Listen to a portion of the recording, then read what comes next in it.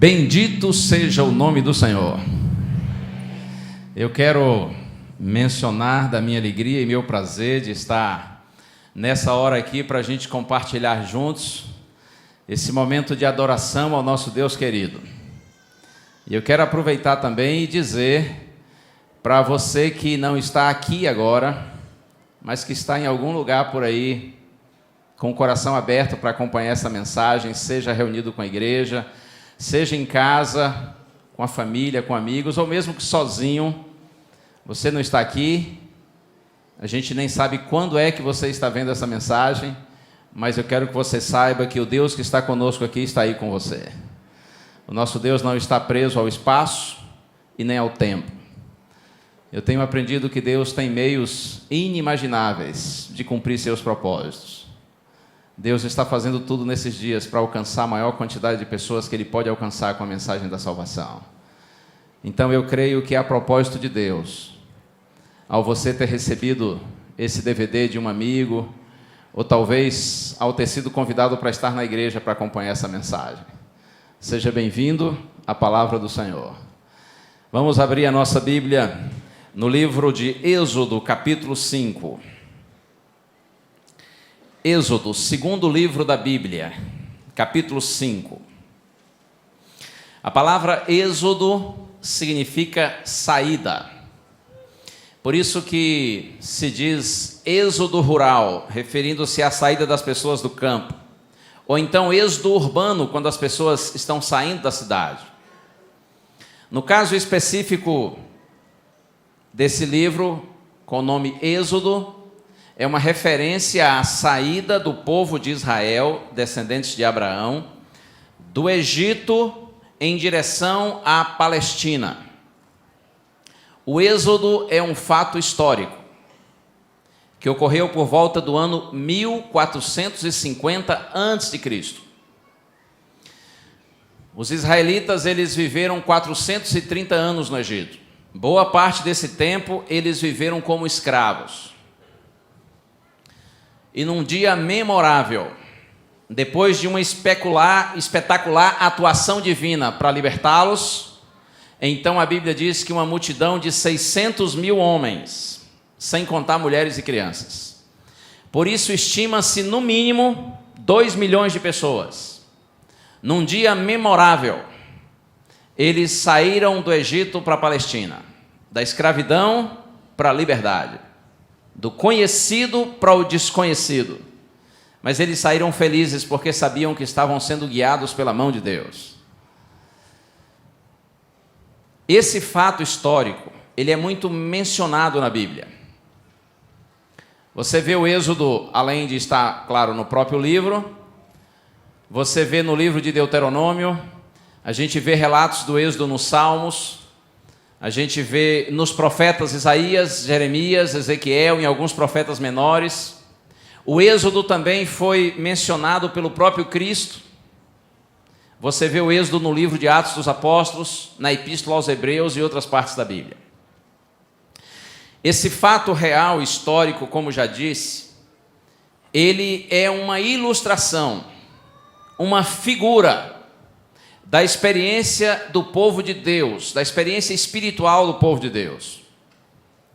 A ideia da experiência do crente, que deixa o mundo de pecado, passa pelas aflições dessa existência, pelos desertos da vida, e vai na direção da promessa de Deus, de novos céus e nova terra nos quais habita justiça.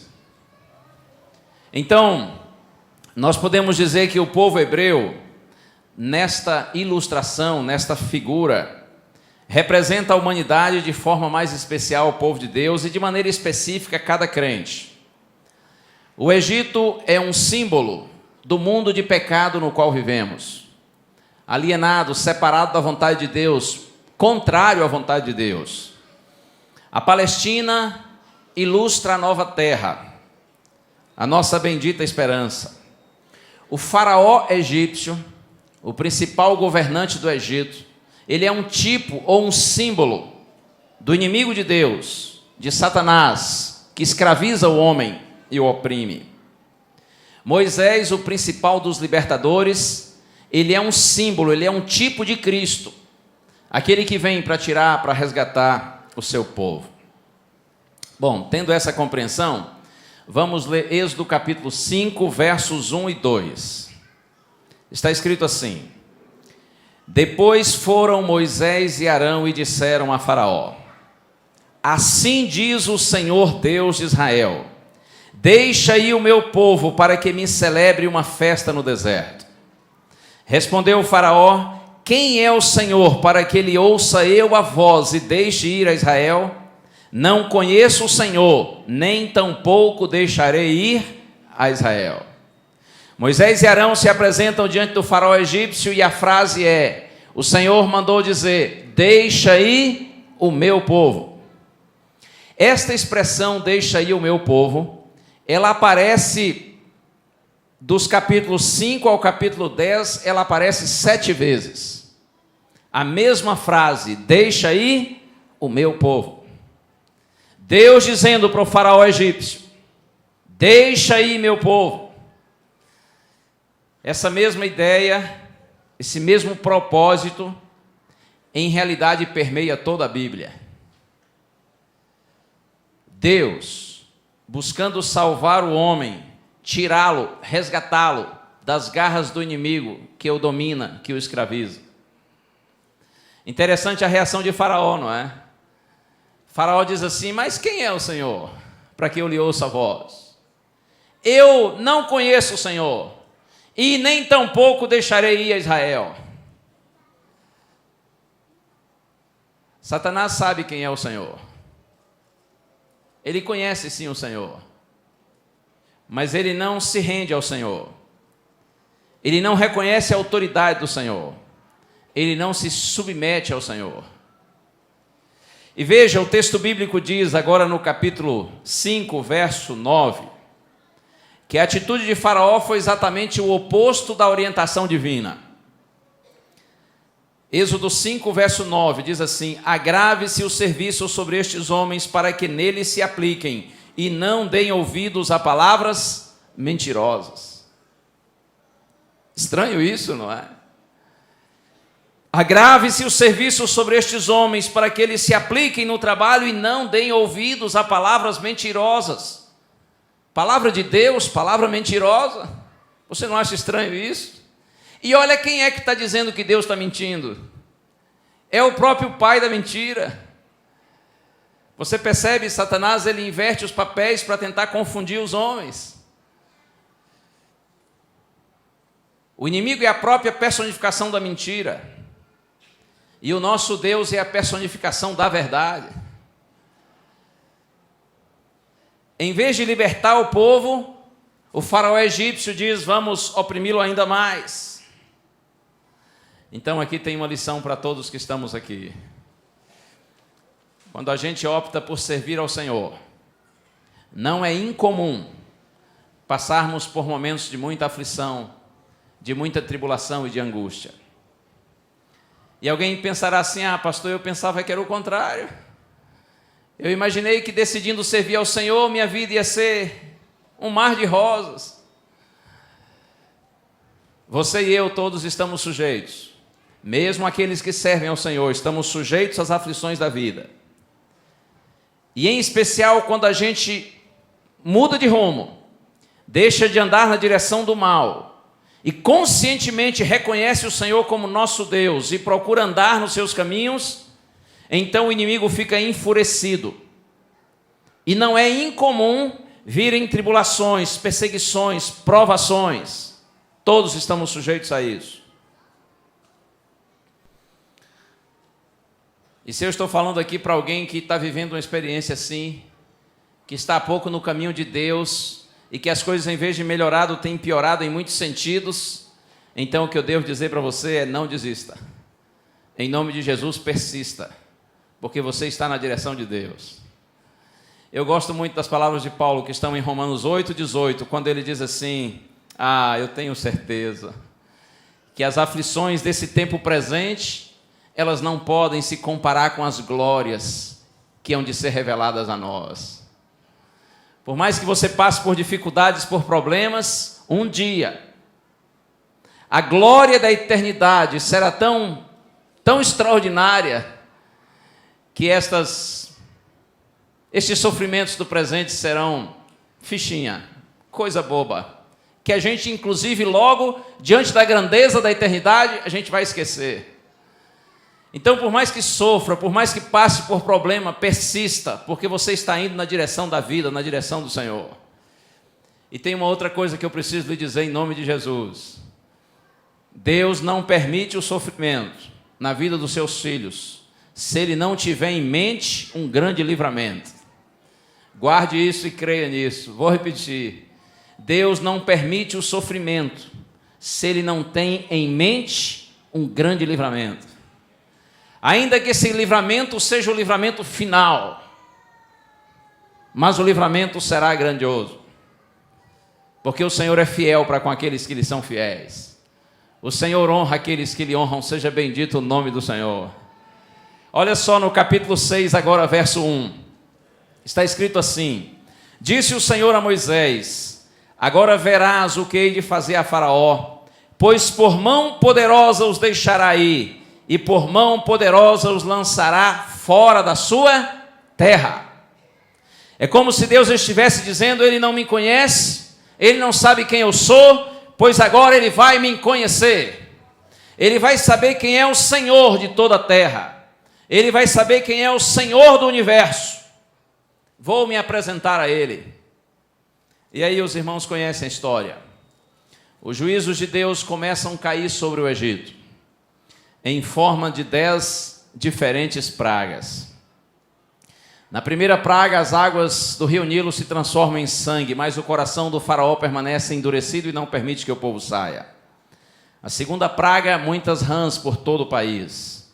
Durante a segunda praga, a Bíblia diz que faraó chamou Moisés e disse: olha, eu vou deixar que vocês saiam. Tudo bem, já não aguento mais essas rãs todas aí, vão embora. E Moisés diz: tá bem, então a gente pode ir embora. E faraó disse assim: vocês podem ir embora. Amanhã vocês podem ir embora. Amanhã vocês podem ir embora. Por que não hoje? Por que não agora? Por que será amanhã?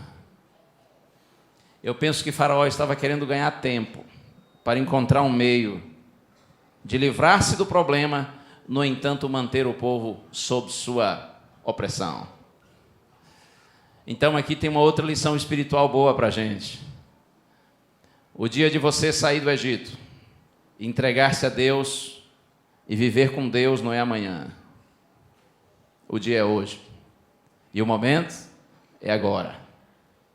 Quando você aceita a ideia de Faraó, de deixar para depois sua decisão de sair do Egito e entregar-se a Deus, você corre grande perigo.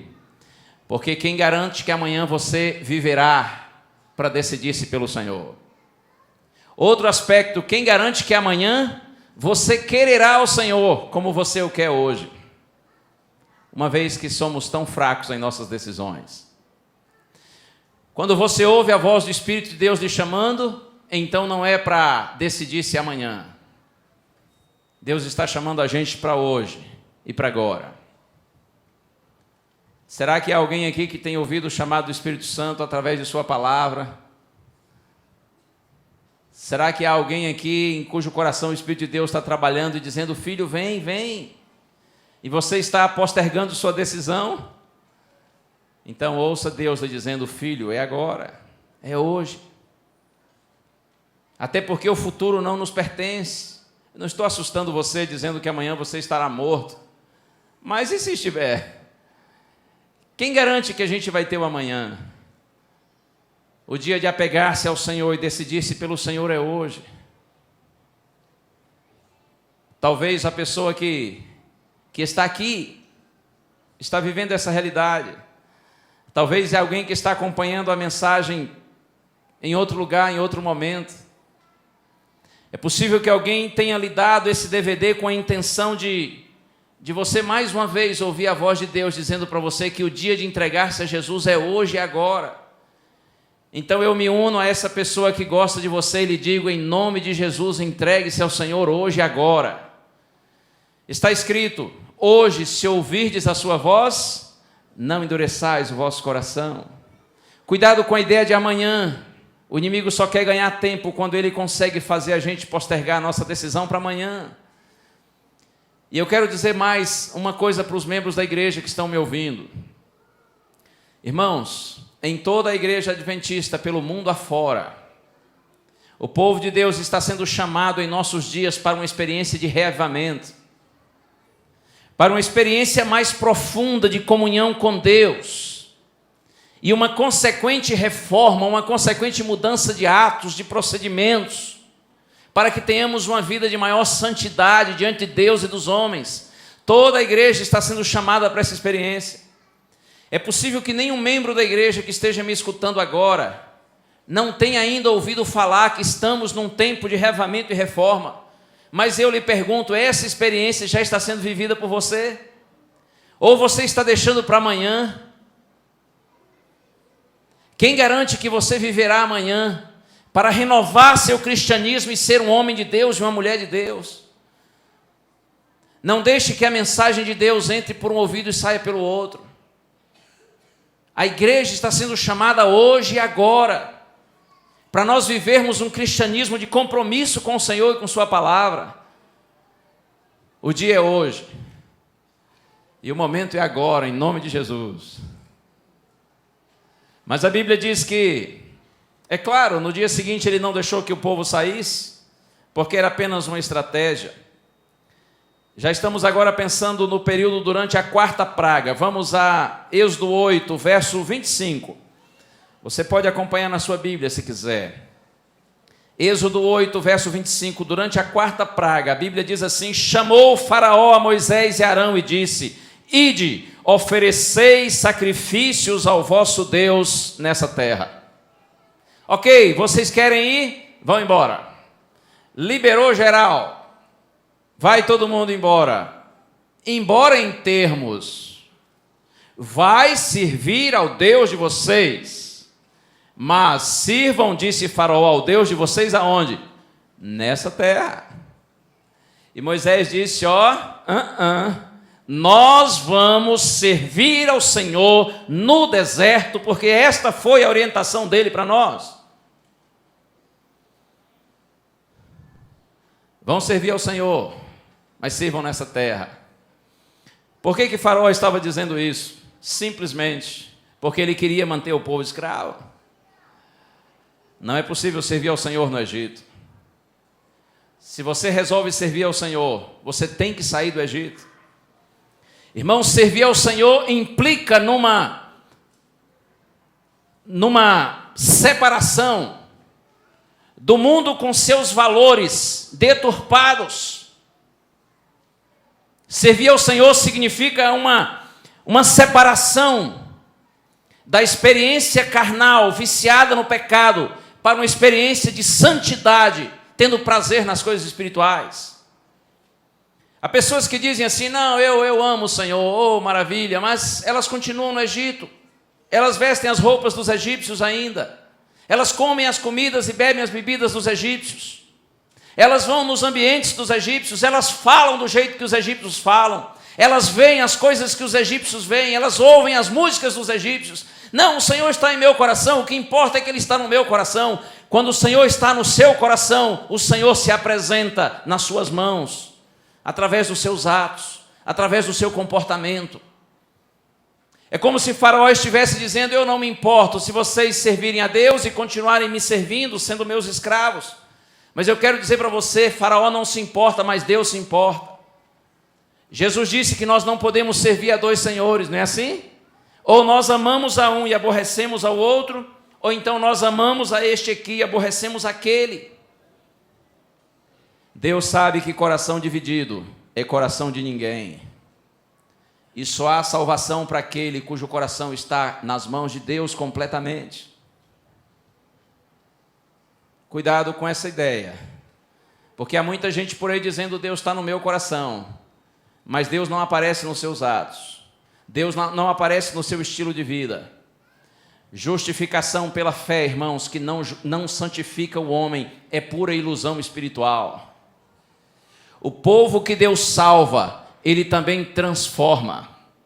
A verdadeira justificação, o verdadeiro perdão recebido pela fé, opera, manifesta-se em boas obras. Nós jamais seremos salvos porque fazemos boas obras, mas os salvos terão boas obras. Os salvos continuam no mundo, mas eles já não são mais do mundo, porque o Senhor os escolheu para si. Cuidado com essa ideia de servir a Deus nessa terra. E é claro, Moisés disse, não vai ser assim. Agora no verso 28, uma terceira tentativa de Faraó de segurar o povo. Então disse Faraó, deixar-vos-ei ir para que ofereçais sacrifício ao Senhor vosso Deus no deserto. Somente que saindo não vades muito longe, orai também por mim. Ah, agora está bonzinho. Vocês podem ir. E podem inclusive sair do Egito. Vão para o deserto. Já que querem, vão. Mas olha, vocês não vão muito longe não, tá? Fica aí por perto. Fica por perto, porque se a gente resolver trazer vocês de volta, a gente vai lá buscar, já está pertinho mesmo, é só puxar. Fica perto, porque se vocês também sentirem saudade, é só um passinho e vocês já estarão de volta. Fica por perto. Em nome de Jesus, não fique por perto. Sai do Egito e vá para longe do Egito. Irmãos, quem brinca com o pecado, é certo que do pecado se torna vítima. Isto é só uma questão de tempo. Nós todos, filhos de Deus, temos que admitir nossa vulnerabilidade. Estamos todos sujeitos a voltar ao pecado, então quanto mais longe do pecado nós ficarmos, melhor. A gente não pode brincar com coisa séria. A intenção de Faraó não era outra, senão que o povo de Israel voltasse com facilidade e permanecesse escravo. Você, quando ouviu o chamado de Deus e decidiu ser um filho de Deus nesse mundo e saiu do Egito, vá para mais longe do Egito possível. Assuma a presença de Deus na sua vida e viva seus novos valores com intensidade. Ah, irmãos, como é triste ver crentes que, como diz o povo, eles são devagar, quase parando. Eles são meio amarelões. Eles são meio anêmicos. O diabo só dá uma olhadinha para eles, eles já caem. Eles são muito fracos. Sabe por quê? Porque eles estão perto do Egito. Eles gostam de viver perigosamente. Eles resolvem seguir a Deus, mas eles não se envolvem completamente com Deus. Ah, quem sai do Egito e não vai para longe, demonstra inclusive ser indigno da liberdade que está recebendo do Senhor. Porque quem sai do Egito e não vai para longe, mostra que está com saudade do Egito. A gente tem que sair do Egito e tem que ir para longe. Esse é o propósito de Deus. Veja como o inimigo é insistente, não é? Como ele faz de tudo para não nos separar dele. Vamos agora para capítulo 10. A Bíblia diz que após o anúncio da 8ª praga, Faraó chamou Moisés e disse, olha, quais são os que vão? Olha só a pergunta. Pergunta boba, não é? Quem é professor aqui sabe, às vezes tem aluno que faz pergunta boba, não é? Faraó, que pergunta boba é essa? Quais são os que vão? Moisés disse, ora, quais são os que vão? Quais são os que vão? Vai todo mundo. Nós vamos levar os meninos. Como nós iríamos deixar nossos meninos? Nós vamos levar os velhinhos. Eles podem estar fraquinhos. Se necessário for, nós vamos levá-los nos braços. Mas nós vamos levar nossos velhinhos. Nós vamos levar nossas mulheres. Nós vamos levar a nossa moçada, nossa rapaziada. A gente vai levar todo mundo. Quais são os que vão? Olha que pergunta sua.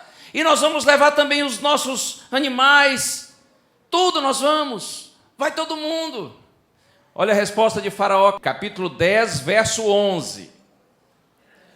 Faraó diz assim: não há de ser assim, ide somente vós os homens, e servi ao Senhor, pois isto é o que pedistes. E os expulsaram da presença de Faraó.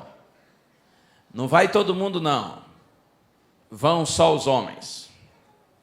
Aquela era uma sociedade extremamente machista. Mulher e criança não tinham moral nenhuma.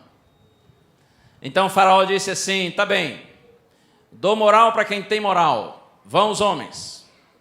Mulheres, crianças, fiquem todos aqui. Ele estava supervalorizando os homens. Mas havia uma outra intenção por trás disso. O Faraó sabia muito bem que se somente os homens fossem, eles voltariam, porque eles não resistiriam à saudade da esposa e dos filhos. Eu tenho certeza que eles voltariam. Eu digo por mim mesmo. Por causa do trabalho no ministério, na função que desempenho, tenho que viajar muito. E é um prazer fazer as viagens e pregar e motivar a igreja por aí. Mas eu preciso confessar uma coisa para vocês. Na hora que eu entro no meu carro, ou num ônibus, ou num avião, e sei que estou voltando para casa, essa é a melhor hora da viagem. Quem ama a esposa e ama os filhos não consegue ficar longe deles por muito tempo. O Faraó sabia que os homens voltariam, porque eles não resistiriam ficar longe da esposa e dos filhos. Era só mais uma estratégia do diabo para manter o povo de Deus preso. Ouça isso. Deus tem planos para toda a sua família. Deus quer salvar seu marido, quer salvar sua esposa, Deus quer salvar seus filhos, Deus quer salvar seus pais, seus irmãos.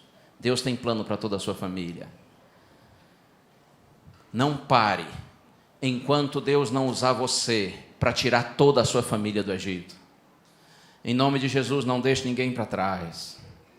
E você me dirá assim: pastor, mas eles têm resistido o chamado de Deus, eu tenho procurado trazê-los, eles não vêm. Em nome de Jesus, não desista deles enquanto eles viverem, porque Deus quer salvar toda a família. Deus quer salvar, que você seja instrumento nas mãos dele para salvar a família, os amigos, os que estão próximos, até os desconhecidos. Deus quer nos usar para que eles sejam salvos. Faça tudo o que você puder para não deixar ninguém para trás. Tire-os todos do Egito. Irmãos, nós temos que dedicar nossas habilidades, nossas capacidades, os dons que Deus nos dá para o reino de Deus, objetivando implantar o reino de Deus no coração das pessoas e tirá-las do Egito. Eu fico triste quando vejo que muitos filhos de Deus na atualidade, eles gastam toda a energia que têm nos seus interesses pessoais, no trabalho, nos estudos. Isso é nobre, isso é correto. Entretanto, aquilo que é bênção pode se tornar maldição quando você vive não priorizando o reino de Deus, mas priorizando seus interesses próprios. Parte das nossas energias precisam ser canalizadas para o reino de Deus, objetivando salvar pessoas, a partir dos nossos próprios familiares. Nós temos que dedicar nossos dons, nossas habilidades ao Senhor.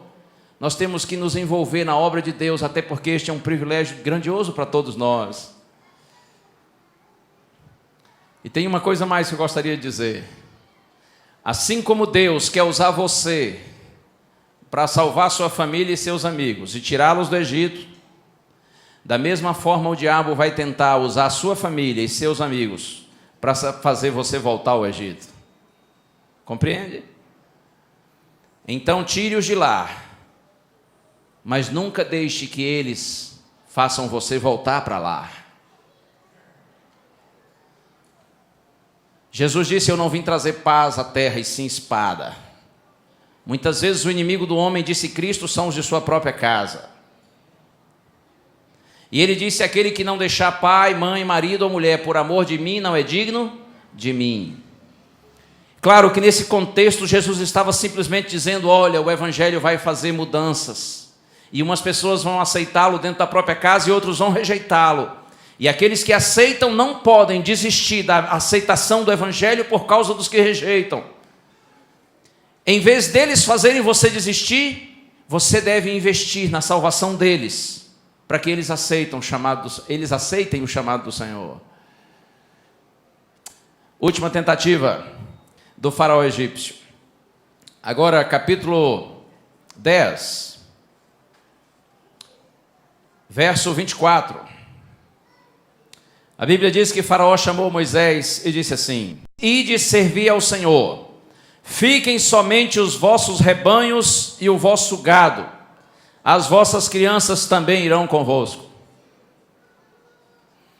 Se o inimigo não conseguir fazer com que você deixe para amanhã a sua decisão de servir ao Senhor, se ele não conseguir fazer com que você tenha um cristianismo só do coração que não se manifesta para fora, se ele não conseguir fazer com que você sirva a Deus nessa terra e seja como um egípcio, se ele não conseguir fazer com que você, mesmo saindo do Egito, não vá para muito longe, e se ele não conseguir impedir que você saia do Egito por causa da sua família, então ele vai tentar sua última carta na manga. Ele vai dar sua última cartada. E ele vai dizer para você, como o faraó disse: ok, sirva ao Senhor, mas não com seus bens. E sabe qual foi a resposta de Moisés? Quando o faraó disse assim: vocês vão, mas os rebanhos de vocês ficam, Moisés disse assim: ei, o senhor está redondamente enganado, o senhor está por fora. Nós vamos levar as coisas que nós temos, e nós vamos levar as coisas que vocês têm, porque o que vocês têm, vocês terão que dar para nós. É assim. E quanto ao que já é nosso, ao que já está garantido, olha aqui, seu faraó, não vai ficar nenhuma unha no Egito. Tudo que nós temos, nós levaremos, e com isso nós serviremos ao Senhor no deserto. O que nós temos será levado e dedicado ao Senhor. Não vai ficar aqui, nenhuma unhazinha, seu faraó, saiba disso. Oh, glória! Eu gosto dessa resposta de Moisés. Dedique tudo que você tem ao Senhor, seja muito ou seja pouco. Sabe por que Faraó disse: fica o rebanho, ficam os bens? Porque Faraó já sabia, e o diabo sempre soube, que onde está o nosso tesouro, aí também está o nosso coração. Faraó sabia que se o povo deixasse os seus bens, eles quereriam voltar para buscá-los e permaneceriam escravos. Então, em nome de Jesus, consagre a Deus todos os seus bens. E você me dirá: pastor, são tão pouquinhos. Deus não está preocupado com a quantidade deles. Deus está preocupado com a sua decisão de fazer não de coisas seu tesouro maior, e sim do seu Deus, a razão da sua vida. Compreende? Salomão diz assim, Provérbios 3, versos 9 e 10: honra o Senhor com os teus bens e com as primícias de toda a tua renda. E a promessa: então se encherão os seus celeiros e transbordarão de vinho os teus lagares. Honra o Senhor com os teus bens. Pastor, a gente pode honrar o Senhor com os nossos bens? Pode, quando nós os dedicamos ao Senhor. Quando você dedica os seus bens ao Senhor, você está mostrando para Deus e para o mundo que você não ama as coisas, você ama as pessoas, e acima de tudo você ama o seu Deus. Honra o Senhor com seus bens, com as primícias de toda a tua renda. Irmãos, a gente honra o Senhor com os bens e com as primícias de nossa renda quando a gente tem a iniciativa, a coragem, a determinação de separar aquilo que pertence a Deus. E eu me refiro agora ao santo dízimo estabelecido pelo Senhor para o seu povo. Quando a gente tem coragem da parte que nos sobra, os outros 90%, a gente tem coragem de tirar uma oferta generosa, liberal, e apresentá-la como um presente a Deus. Assim nós honramos ao Senhor com os nossos bens, com as primícias de toda a nossa renda. E olha uma coisa, a gente não dá para receber. A gente dá, devolve o dízimo e dá a oferta, porque na verdade a gente já recebeu. Já recebeu a bênção de Deus. A gente dá como expressão de reconhecimento e gratidão. Mas Deus é tão bom que Ele promete que se nós dermos e devolvermos, claro, por motivos corretos, puros, como expressão de reconhecimento e gratidão, Deus é tão bom que Ele diz assim: filhos, olha, não vai faltar. Tira e não tenha medo, porque não vai faltar. E Deus diz assim: em vez de faltar, vai multiplicar. Ah, vai multiplicar para a gente enriquecer e esnobar. Claro que não. Vai multiplicar para, tendo mais, a gente poder contribuir com mais ainda. E então a gente ajuda mais pessoas. E a gente coopera mais com a obra de Deus, com a pregação do Evangelho. E o Evangelho vai se espalhando pelo mundo e o reino de Deus vai sendo implantado no coração de mais pessoas, na medida em que o povo de Deus contribui. Deus seja louvado. Este é um assunto tão lindo, irmãos. Este é um assunto tão especial. Eu gosto tanto das palavras de Davi, quando ele diz assim, no Salmo 37, eu fui moço e já agora sou velho. Davi escreveu essas palavras quando já estava velhinho. Ele sabia que a sua missão na terra já estava sendo cumprida. Você já percebeu como são lindas as palavras de Davi na sua velhice? Procure observá-las. E eu gosto tanto quando ele diz assim, eu fui moço e já agora sou velho. Mas eu nunca vi um justo desamparado, nem sua descendência mendigar o pão. Eu posso dizer quase como Davi, fui moço e ainda não sou velho, mas eu nunca vi um justo desamparado, nem sua descendência mendigar o pão. Irmãos, eu lhes estou falando isso de todo o meu coração. Deus tem me dado o privilégio já de, por quase 25 anos, atuar no santo ministério. Deus tem me dado essa honra imerecida. E eu lhes digo com toda segurança, eu nunca vi um justo desamparado, nem sua descendência mendigar o pão. Eu já vi, sim, preciso dizer-lhes, alguns justos passarem por muitos reveses, inclusive na vida financeira. E você dirá, pastor, mas e a promessa? Falhou?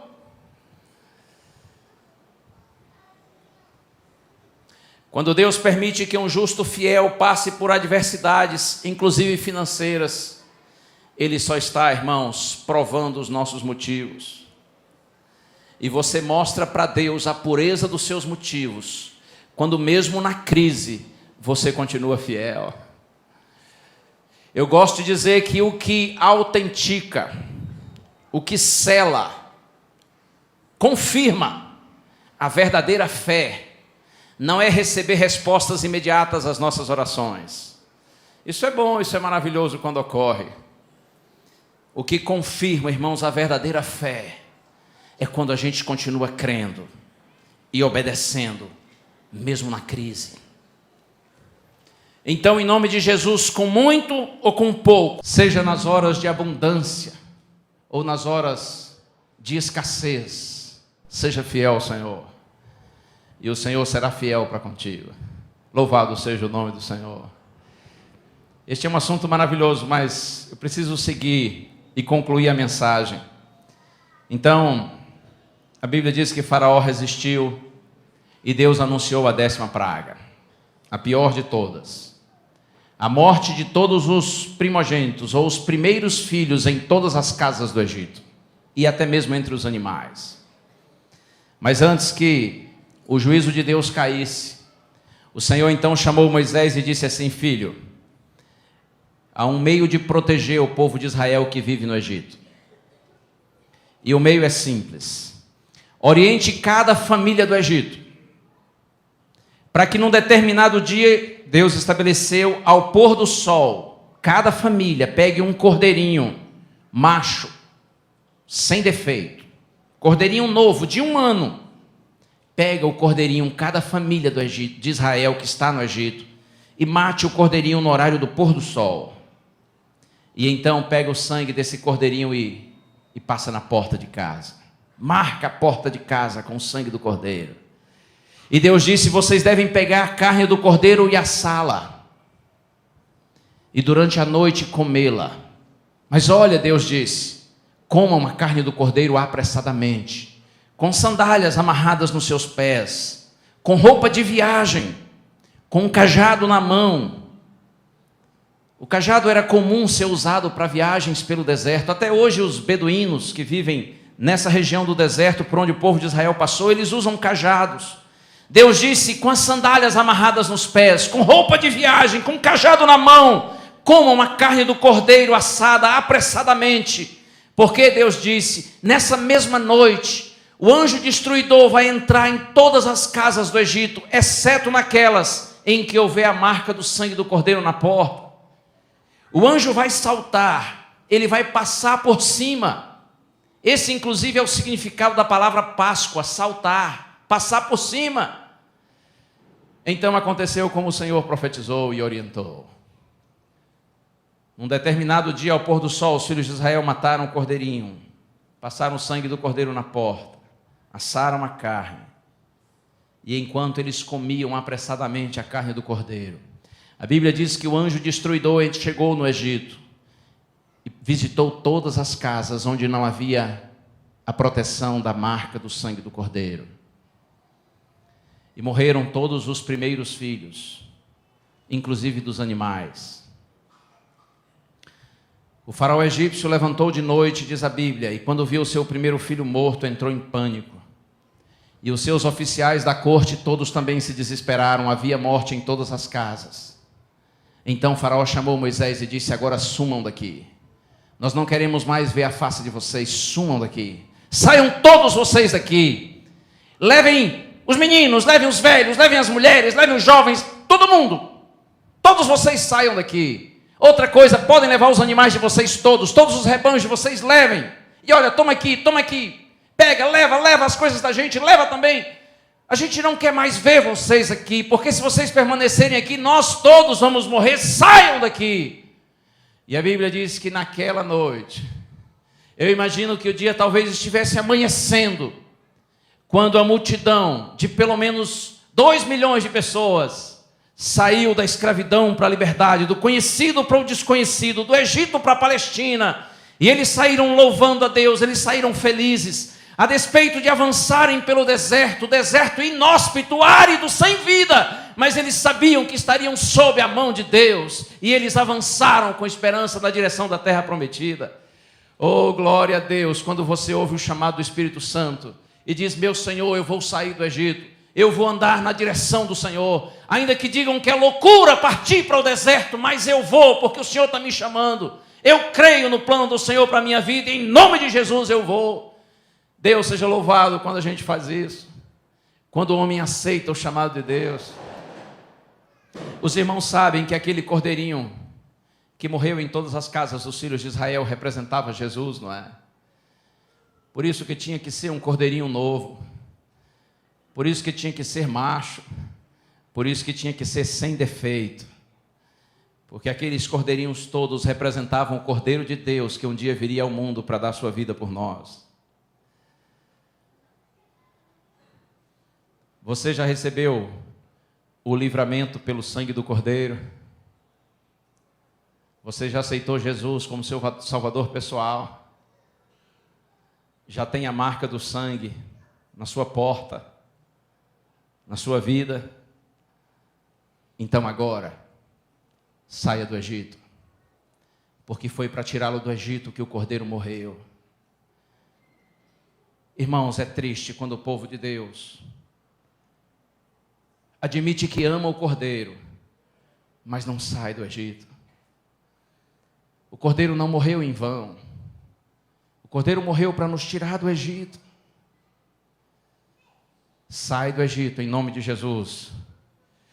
Foi para tirá-lo de lá que o Cordeiro morreu. O Cordeiro morreu para nos libertar do cativeiro do pecado e nos conduzir para uma nova terra, uma nova vida. E observe uma coisa, ainda que a vida, a terra, digo, não seja nova ainda, porque nós temos que passar pelos desertos dessa existência, pelas aflições do mundo. Ainda que você não tenha ainda obtido a nova terra, esta é uma promessa para o futuro, e a gente espera que para um futuro próximo, nós todos já podemos ter a nova vida. Sabe por quê?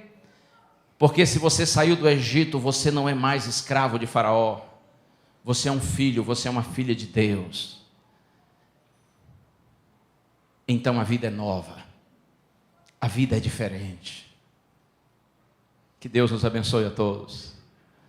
Que o Espírito de Deus faça a sua obra em nosso coração.